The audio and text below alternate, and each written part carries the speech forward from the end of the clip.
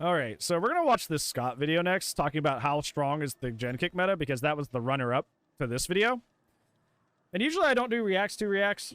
It's not really a react, but it's like reacts to commentary, because commentary over commentary is kind of lame. But like, I feel like with this, with how important like whatchamacallit, with like how important like the gen kick meta is, it's probably important to talk about. So yeah.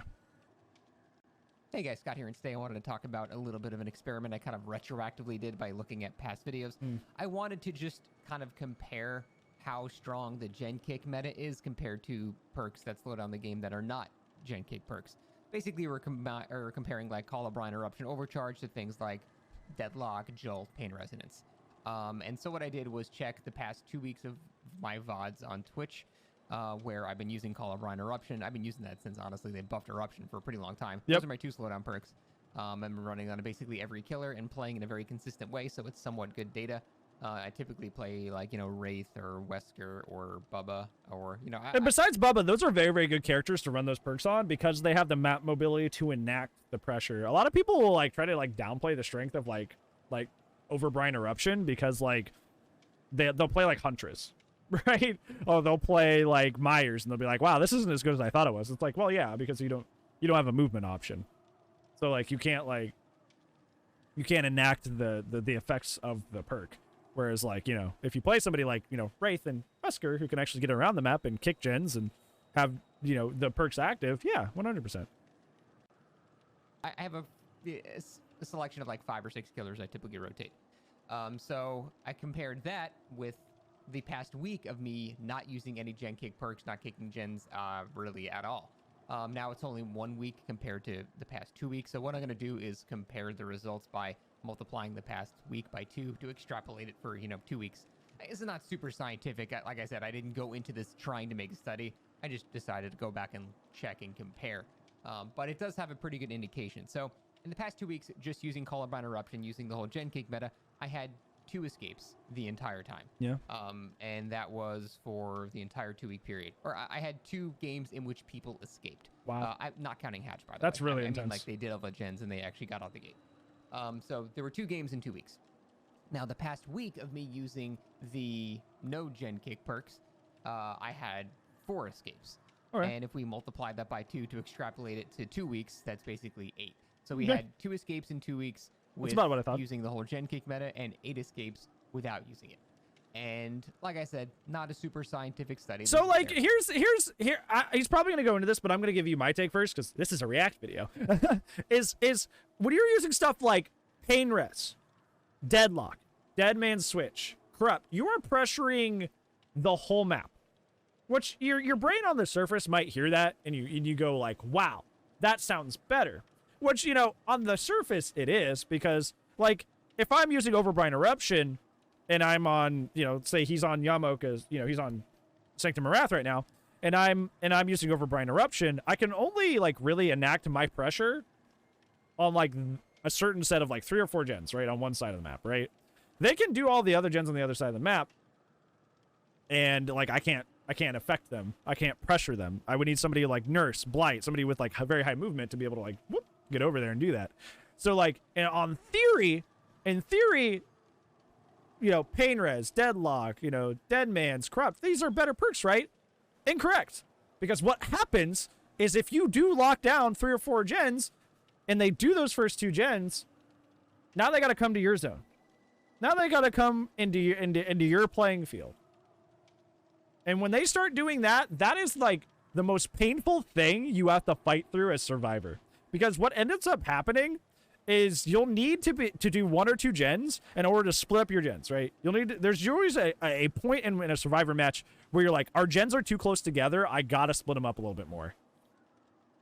And when you're trying to do that and you're trying to get that 1 or 2 gens done to split up your gen spread, Killer comes over Bran Eruption. Killer comes over Bran Eruption. You end up doing those 1 or 2 gens over and over and over and over and over and over again. You end up in this situation where like you'll get it to 75. Killer comes over Brian kicks it. Okay, it starts regressing a lot. He chases one person off. The other person comes back, taps the gen.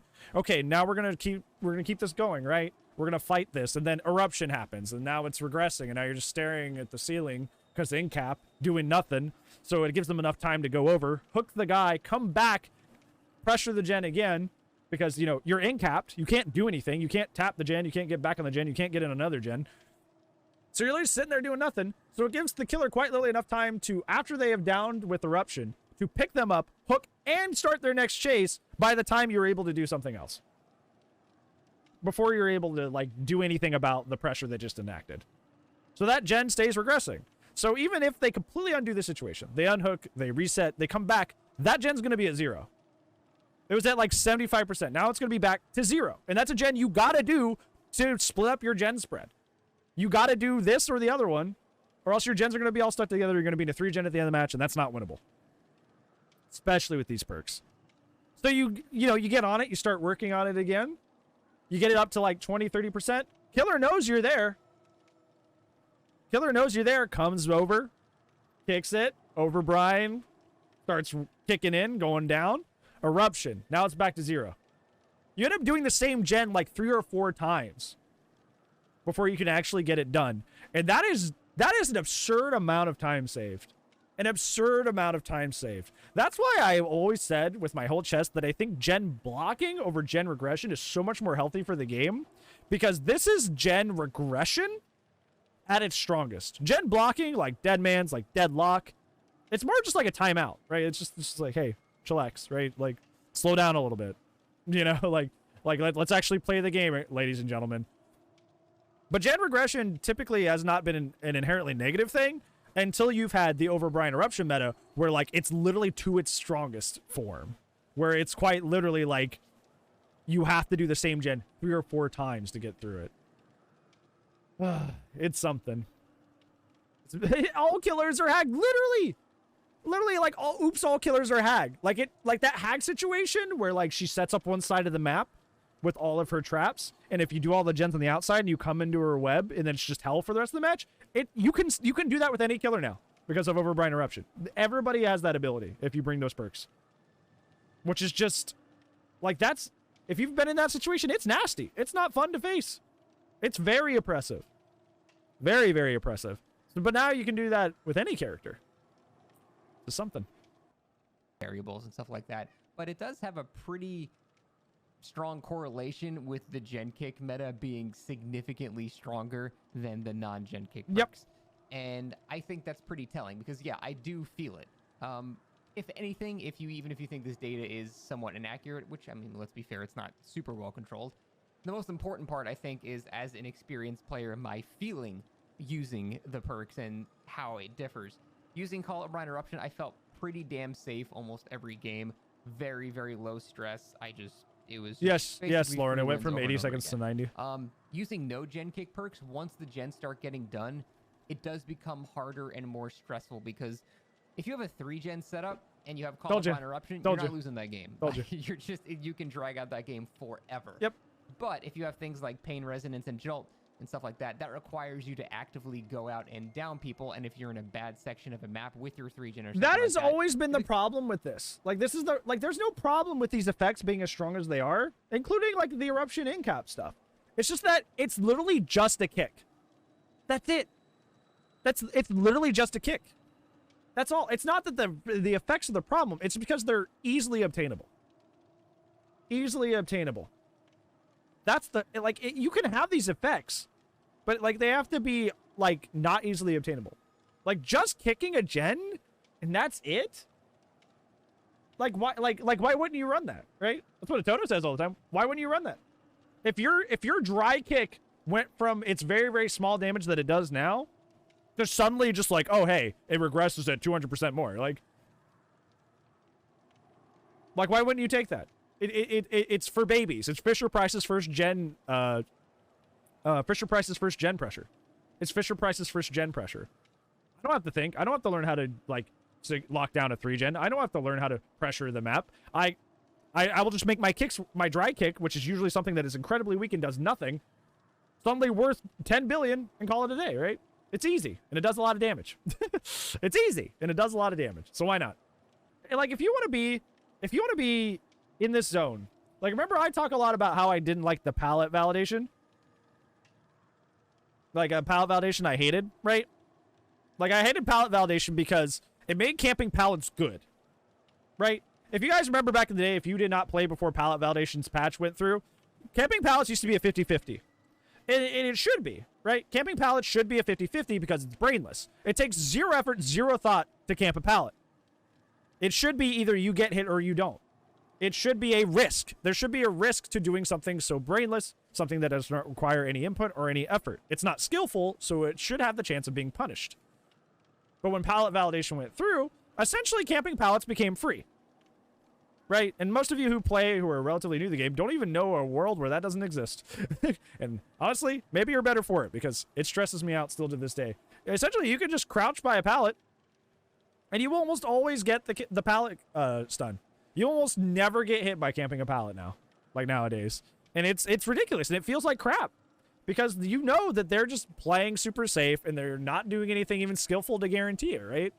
Like, they didn't outplay you, they just crouched in one place and then chucked the pallet, right? So this is like a similar situation to that, except on the survivor side.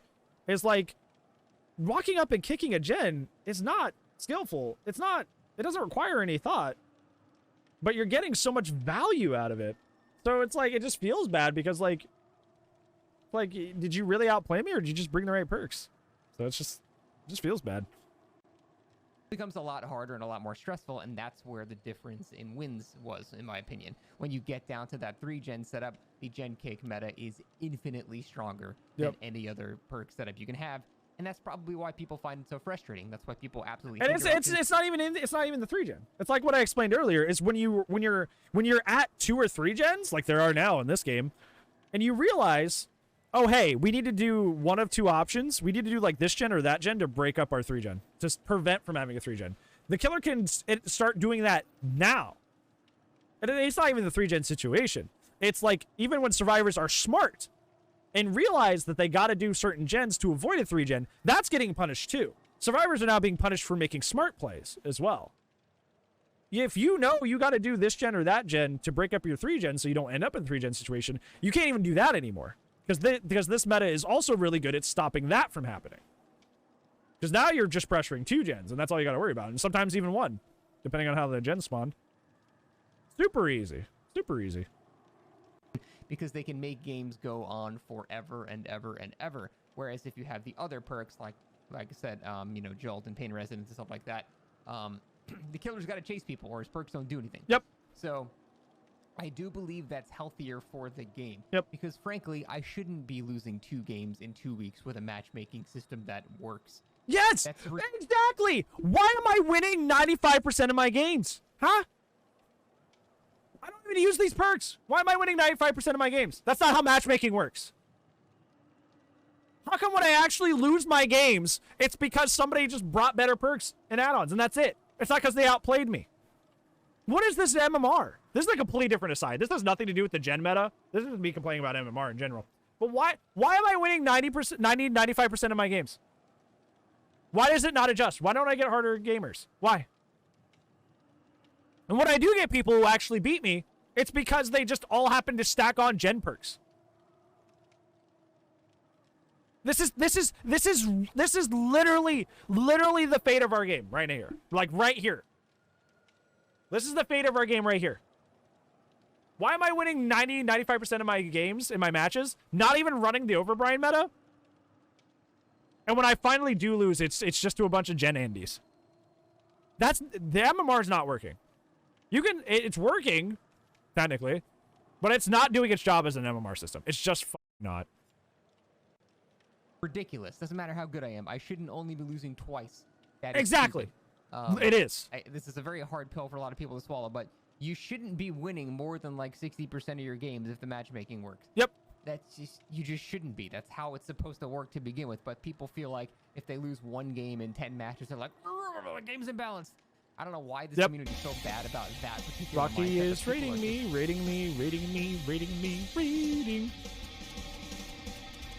The most doctor of Rocky of Myers. Hello, friend. I'm going to close that tab.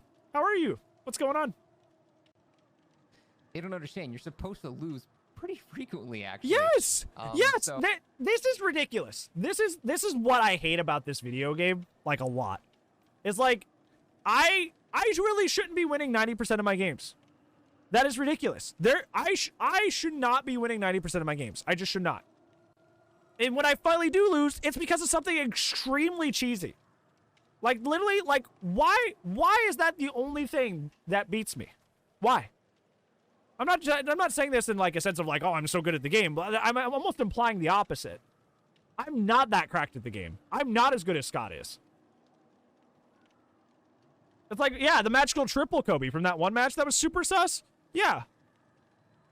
Like, that's like, why does it take something like that to be like that one? Like, I played that day, that match. That, by the way, I still got a tie. I 2K'd that match, B-dubs. I didn't technically lose that match even. That was the only match I didn't get anything less than a 3K all day. I played like 6 hours of killer. I had one 2K match, and that was with something that was sus and probably like a magical 3. Everybody, if you don't know what happened, 3 players Kobe'd off first hook without luck offerings, without perks, and it was very strange. And the gens were also going fast that match, and it was just like, without gen perks as well, I will also add. It was just like, what just happened? It was very sus. But why does it take something like that? I mean, then I still 2K'd. I still technically tied, right? I still tied. Like, that the MMR is not working. The skill-based matchmaking is not doing its job.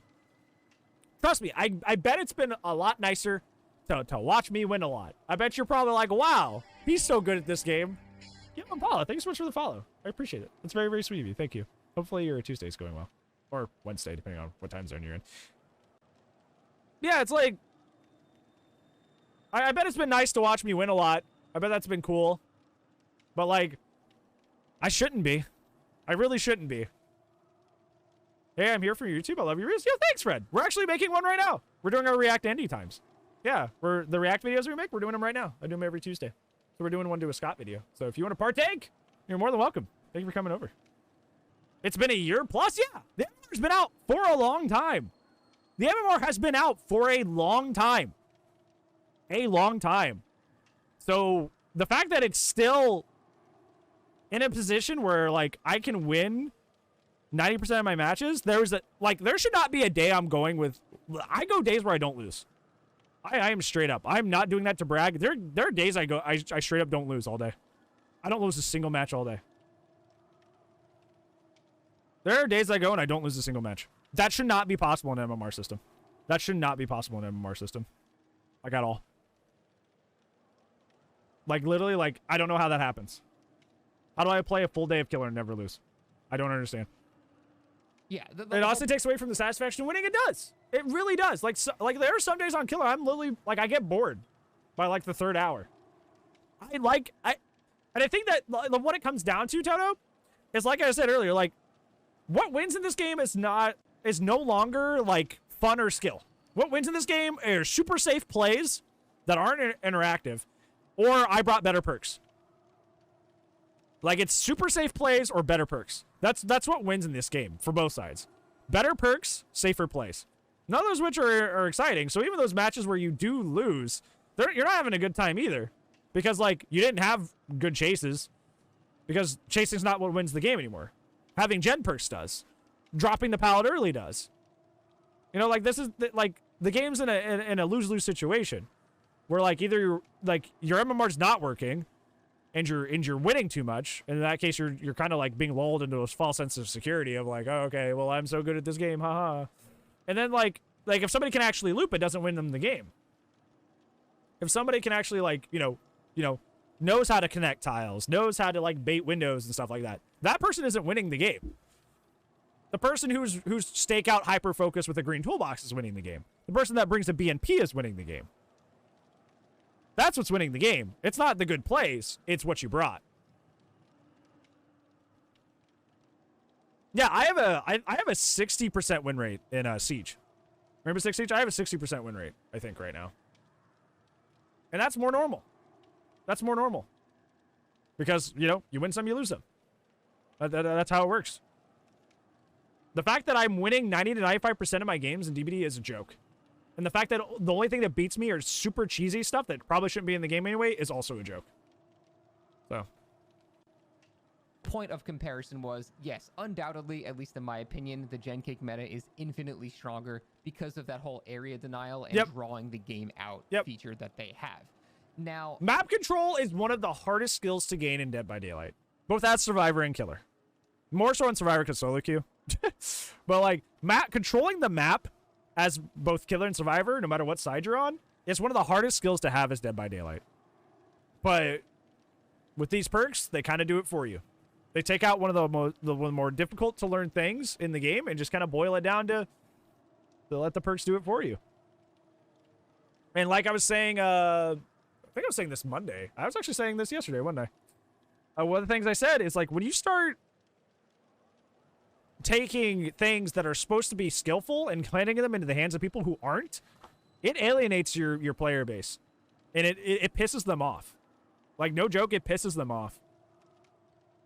Like, for example, I know I just criticized this guy for doing this. In Street Fighter 3 Third Strike, in that video that he, what you saw in that video that we just reacted to from Bricky, there's this thing called a parry. And what the parry does is if you stop blocking and you flick your control stick the right direction, like right towards the opponent, you're invincible for a hot second. It's literally like a parry, like a real life, like the definition of a parry.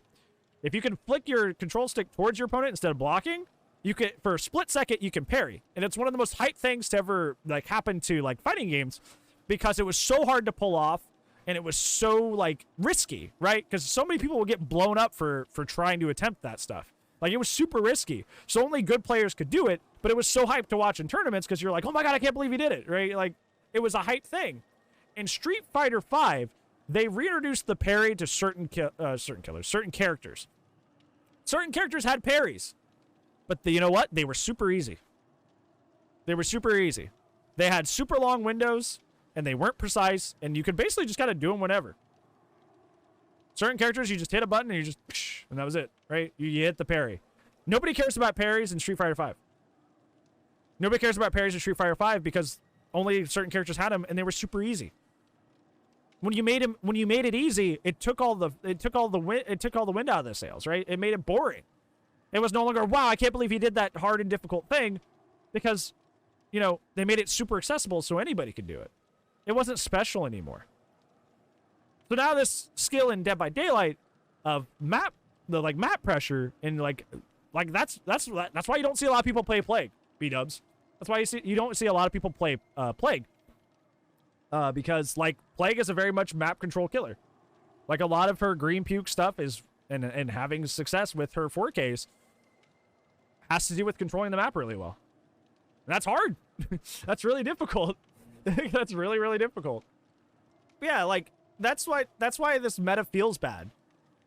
Because like map control is a very, very hard thing to pull off, and when you do it feels really, really good. But now these perks are kind of like reaching in and doing it for you, which is kind of creating this artificial sense of skill that doesn't actually exist. One thing to note is I didn't time this, but the games that I did not have Gen Kick perks, the games ended faster because I would run like Starstruck Agitation or something instead. So my games would actually end a lot faster. Even if I, you know, whether I won or lost, they would end a lot faster. So whether or not that's a good thing, I guess depends on whether or not you're playing Survivor. Typically, Survivors are going to prefer, you know, a nice 10-minute game versus a 40-minute drawn-out Condemned Sadako playstyle. So yep, I do see it from one of those games. Survivors would prefer that. But the shorter the game is for Killer, the more stressful it feels. So it's a bit of a trade-off there. I'm not sure really which one's better. I'm going to lean towards Scott's only is kind of scary. Better simply because there's 4 people being bored versus 1 people being bored. Just utilitarianism there. I don't know. It seems like the best choice. But that's a pretty interesting point of discussion there. Overall, from this very vague study, the Gen Kick meta does seem infinitely stronger. I do think people's complaints about things like eruption are pretty valid. Yep. Because I felt the difference. I really felt the difference. And as a final note, again, I'm not saying don't run any Gen slowdown.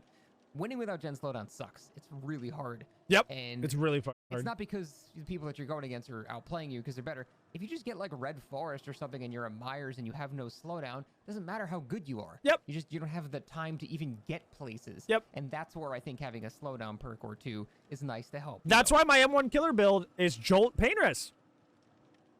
That's why my M1 killer build is Jolt, Painres, Agi, Surveillance. Because both Jolt and Surveillance cover all of your areas. Not Jolt and Surveillance. Jolt and Painres cover both your areas, right? Jolt, Gen's near you. Painres, Gen's far away. That's why I use those on every M1 killer. Because a lot of M1 killers don't have a mobility option. I would argue most don't. Most M1 killers don't have a mobility option. So by having Jolt cover spaces near you and Painres cover spaces far away from you, you're essentially kind of like trying to cover the lack of strength you have in your map mobility area. Because like with a lot of M1 killers, since we're talking about pressuring the map and like map pressure, it's like infinitely harder on them because you can't even like get to places. You can't roam around the map as easily as like somebody say like Blight can, right? So you really are like working out of a corner in terms of like your ability to have map control.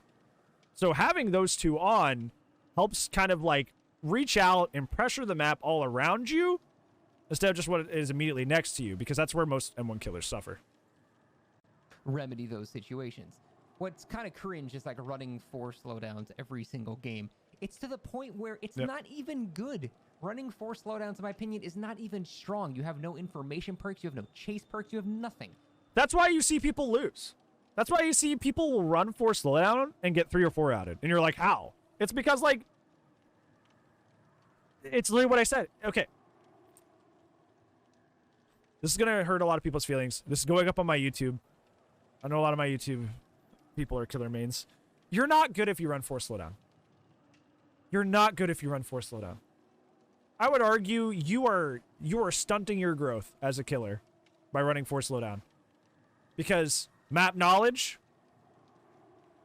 good chases, you have nothing. You have nothing to help you with either of those things.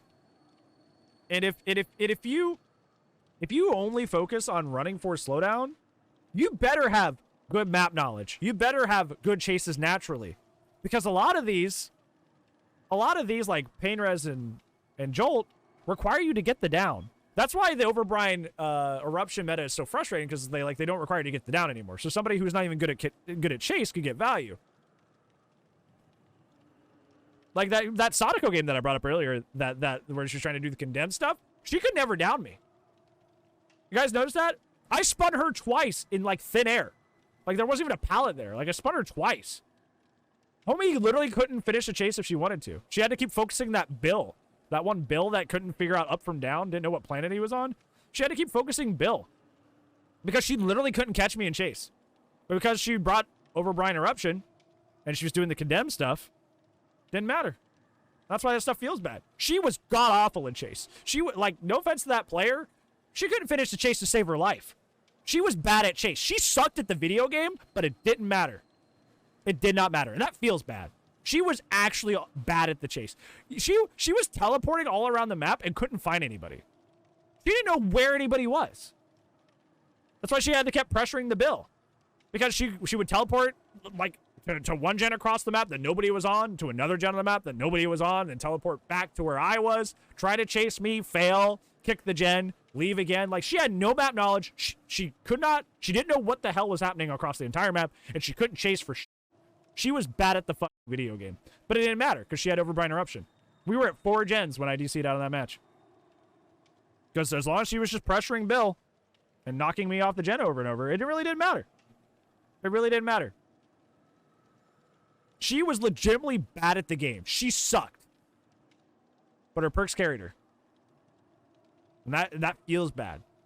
And it pains me, because you think, like, this isn't me trying to, like, there was one person who left a very long comment talking about how I'm trying to propaganda my way into, like, having these perks nerfed and trying to, like, sway people's opinions. The nerf is coming. I'm just speaking my feelings about how I feel about these things. The nerf is coming. Whether you like it or not, the nerf is coming. These things will get changed. Just like how people said Dead Hard would never get changed. People used to say that, too, on the Survivor thing. It was like, oh, they'll never nerf Dead Hard.